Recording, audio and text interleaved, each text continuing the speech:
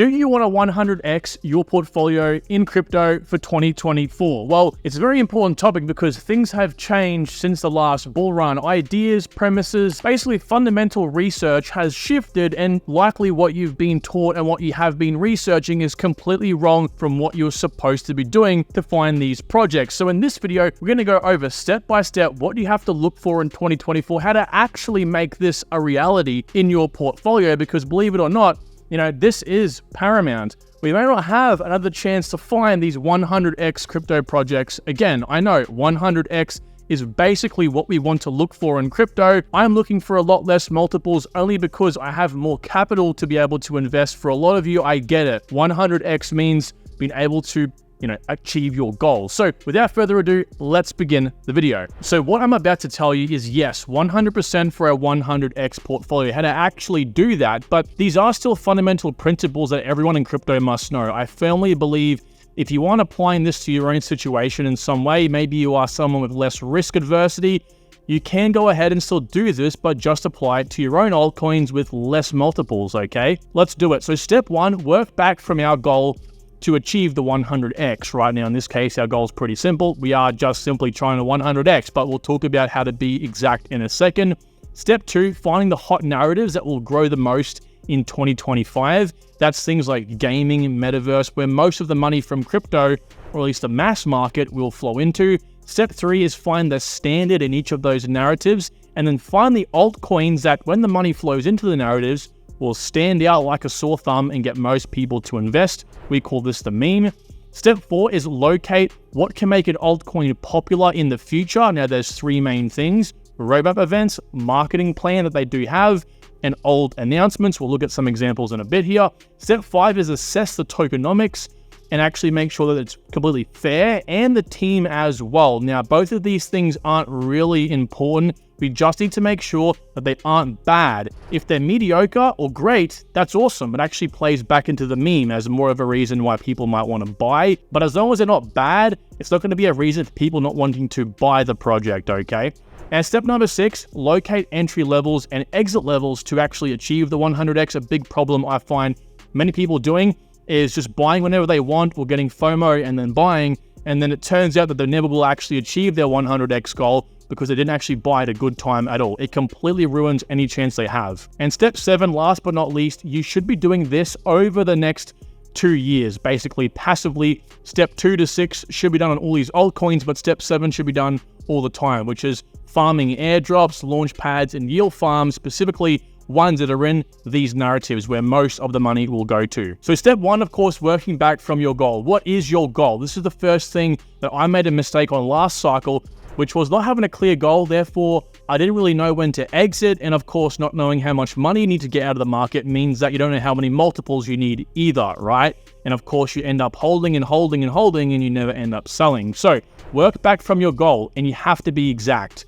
It might be, I want to get a $1 million yacht in the next 3 years. I want 100K to reinvest into crypto and $4 million to retire for myself at the age of 30, right? So obviously, of course, simple math, that's $5.1 million. Well, that's great, but how much can you invest? Now, in this situation, let's pretend we can invest $100,000. So it's very simple maths, right? That's a 51x. But again, we're looking for a 100x here. So again, let's take the $100,000, multiply by 100x, and we get a nice crisp $10 million. But that's a revenue. We have to always factor in tax.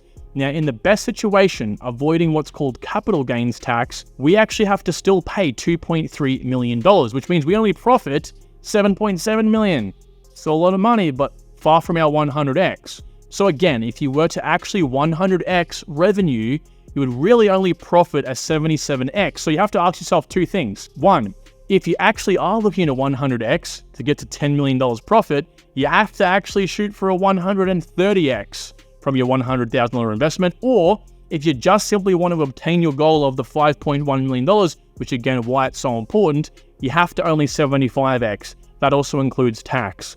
So again, dramatic difference here. If you're just looking for a 100x, well, of course, you have to actually 130x. But if you have a goal, you can be much safer and sell out a lot sooner, aka 75x, than what you might actually believe. So if that might be you, consider your options. So mark my words, step number 2 is probably the second most important thing out of any of this.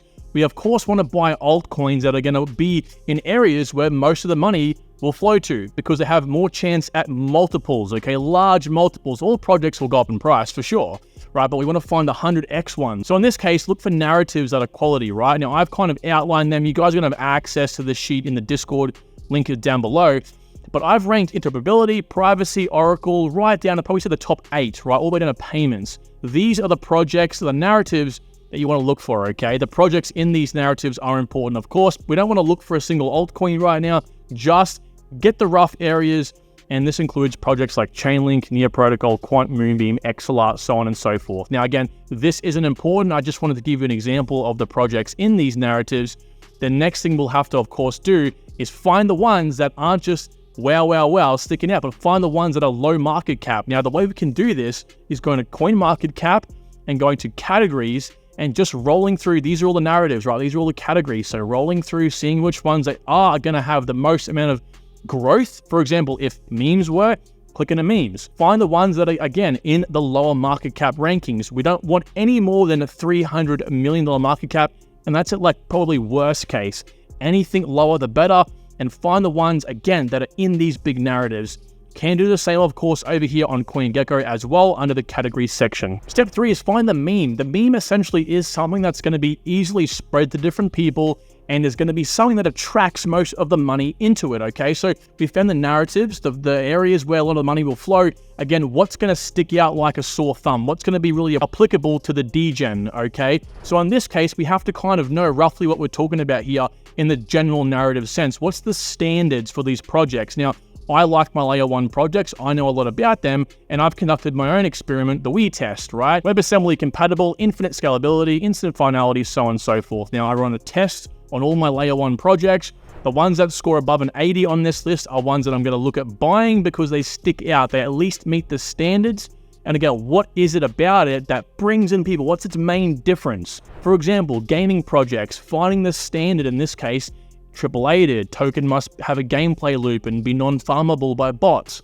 The team must be experienced and doxed. Gameplay footage must be available. You have to set the standards and then again, find the ones that are a step above those standards. Now in this case, again, it's like this, right? All the noise gets cancelled out over here. All that standard projects, you want to find the one that's walking away, the uniqueness. And I always use the analogy in my videos, you know, if you had 10 different Mustangs lined up from the same year model, you had one a GT, one GT Turismo, you know, a black edition, so on and so forth. What's the one that you are going to want to buy the most? And that is the same, right? What's that unique little different aspect? Is it the alloy rims? Is it the leather seats? What is it that's going to make you want to buy it? And that is what we have to look for projects as well. Step 4 is locate what will make the altcoin popular in the next 2 years. Now, by popular, I mean, what is the things that are going to make it explode suddenly out of the blue, right? Now, most altcoins tend to pair this type of news or this thing with a very bullish time for the project, which typically is when the narrative, when all the money flows into the particular narrative it's in, okay?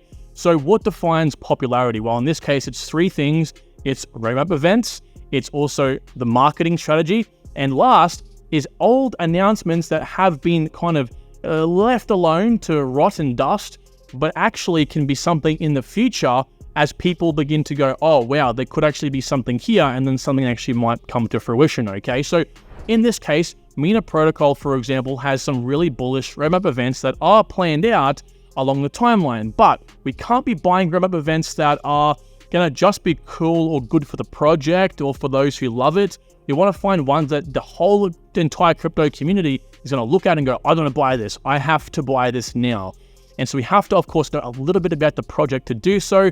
Instant finality, infinite horizontal scalability, so on and so forth. These are the things that are going to attract most people and at least make influencers want to talk about it, bringing in even more and more. Of course, marketing strategy over here, a perfect example of this is Immutable X. They've got posts like this one. Immutable is targeting the true market of gaming, talking about how much money, 217 billion, can flow in from the traditional gaming industry. And of course, their entire feed is stacked with just hyper-engaged posts, which is very important to assess, not just the followers. Engagement means everything. And over here, HBAR for the old announcements, right? The whole entire governing council is filled with massive players that at any moment can say, hey, we're using HBAR for this part of our business. The likes of Google, Dell, Chainlink, Boeing, Avery Dennison, Wipro, it just goes on. And this is what's going to cause a massive explosion in the price of the project. And again, they are smart. They will time it when there's already a bit of buzz about their project. Step 5 isn't as important as those first 4 steps, but this is still really important because if they have bad tokenomics or a bad team, again, it can be mediocre. This is a reason for people not to buy the project. Therefore, it will not 100x, okay? So all we're doing for the tokenomics is just having a look at the vesting schedule, the unlocks, basically the distribution. Is there an inflation rate? And if so, is it good? And is there a burn mechanism? And for the team, again, just are they decent, right? Do they have any bad history with a Google search? That's simply all you have to do. Google the name, and if it comes out with really bullish things, that's actually a good thing for the meme. If there's bad things, that is going to damage reputation, and therefore people won't want to buy it. So in this case, I'm not going to go over the team. It's very simple, but if you want a very robust example of how to research the team, again, a Google search will do.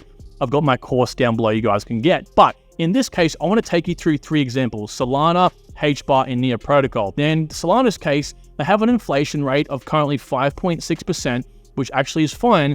That's not going to scare people. I think anything above 10, 20% is definitely on the scary side. But this actually is a disinflationary inflation rate, right? Meaning that eventually it will go all the way down, 15% of decreases per year, down to 1.5%. And that means it'll stay at that level forever. So that's a very low percentage. I quite like it. I mean, the only negative thing you can say about their distribution currently is that Alameda, one of Sam Bankman-Fried's companies, have a lot of the current staked tokens, but this is going to be unlocked and eventually they predict down the line be sold off. Not really know when, but chances are it won't be 2025. So that's not too bad. Over here for Near Protocol, we have a similar situation. It's inflationary, but not disinflationary, meaning it's 5% year on year, forever, 5%, but they have a burn rate of 70%. Every single transaction is burned forever.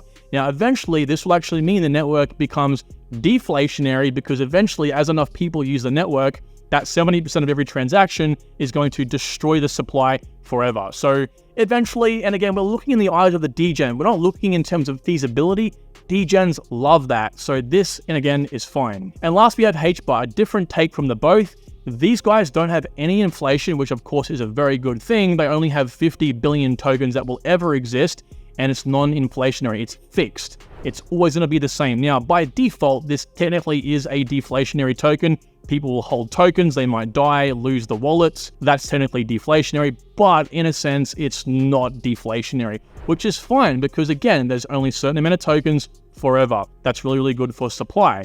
So in this case, that also works in favor of the degen. Now, ideally, if you can find a project that has a fixed supply like HBAR, no inflation and deflationary, that's really, really good. Or at least if they have inflation, the deflation or the burn mechanism way outshines the inflation. So in this case, all these 3 projects are good to go in their own rights. And again, the team is absolutely fine as well. Now, step 6 is very simple, right? We have to go through and find out when we need to begin buying the project at all to make our 100x. Do not skip on this step, please. But to do this, we have to have an idea. Again, what are we looking as our exit goal? Well, in this case, we want 100x, right? We just simply want $10 million, or at least that's the revenue we want, right? So to begin, we have to actually find a price prediction, believe it or not. Price predictions, in my opinion, are bad, but they need to be used for this exact situation, okay? We find the price prediction. In this case, right, I'm going to use HBAR for an example, and I'm going to say the price prediction in this case is $2. Well, anyone can just come up with any random number. We have to put weight behind the price prediction. So in this case, if we factor in the supply in 2025, it'll be about 36.3 billion tokens. We can then find the market cap, 72 billion. Now you have to ask yourself, is 72 billion bucks impossible to reach for my project or any project, right? Maybe it's 100 million, maybe it's 1 billion. Figure that out. If it's too high, bring it down. Do not overestimate this, because the next step, what we're going to have to do here is work back from that price prediction level of $2 to find when we have to get in to achieve our goal of a 100x from the $2. And in this case, I've worked back from, again, $2 at these 3 different levels with Hedera HBAR. The top level is if we buy right now, we're only 27x. If we bring it down even further at 6 cents, we are 33xing, and if you break it down to 5 cents, which is my average buying price for HBAR, we get a 40x. Now, that seems kind of good, right? So 5 cents, we can 40x, but we're still 60x off. What do we do? Well, there's two things. We have to ask ourselves yes, no questions. One, is a 100x even possible for the Hedera? Well, in this case, no. We're not likely going to, 100x, because basically 4.5 cents was the low for the whole entire bear market. And 4.5 cents still is not anywhere near to where we need to be, right? That's only a 46x for HBAR. The next question is, and let's pretend that it was possible, is the 100x level we deemed possible really possible, right? So in this case, we might come down to a level for our project where the 100x is possible, right? So for Hedera HBAR, that would actually be around about here, right? So 2 cents. 2 cents. HBAR, by the way, has never been 2 cents. So, okay, let's just say it was possible. Let's say that, price has been here before, it could go there again, so on and so forth. Well, again, is it actually going to happen? Is the market going to really crash down to that level? And it's a very simple test. All you have to do is come over here, click down to the price range, go from the current price down to here. Well, HBAR is going to have to drop 75%. Is that really possible? No. So in that case, HBAR is not possible. You'll go find a new project and work back from there. But whatever price level you deem as possible, that is the start, not the end result. That's the start of when you got a dollar cost average.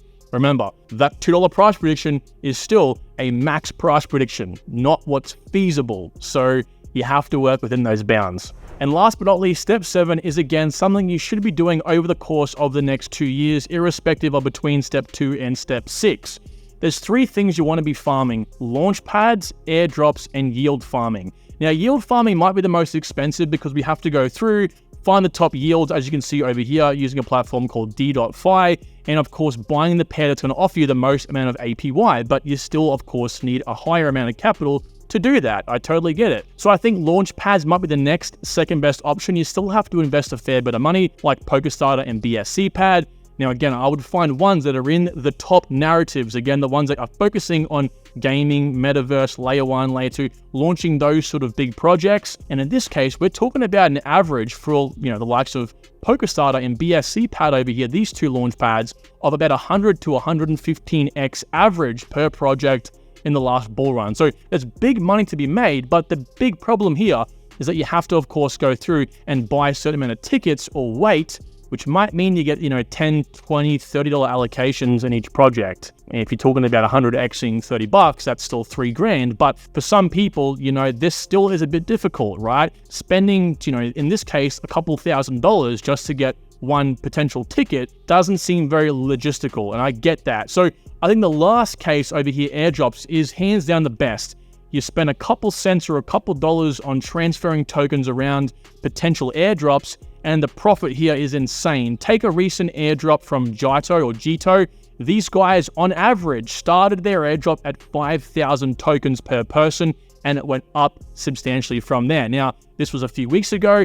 Talking about the current value on that, 5,000 tokens is $13,000 US. A lot of potential ROI here, and again, you don't have to spend much money, only interact with the networks. Now, some of the more notable ones I would point out and suggest you try: Base, Layer 0, Linear, and Wormhole. These are potential ones that are coming up here for the next couple years. You can't really afford to miss, but try your small ones as well. As you can see with Jito, they can be very profitable. So with that said, thank you very much for watching this video. I really do appreciate it. Drop a like if you have enjoyed or learned something new, and share it to friends who may be finding this information valuable as well. Again, this sheet will be down below, available in the Discord, up on the Miro board sheet section. So with that said, thank you so much for watching. I will talk to you all soon. Take care. Bye.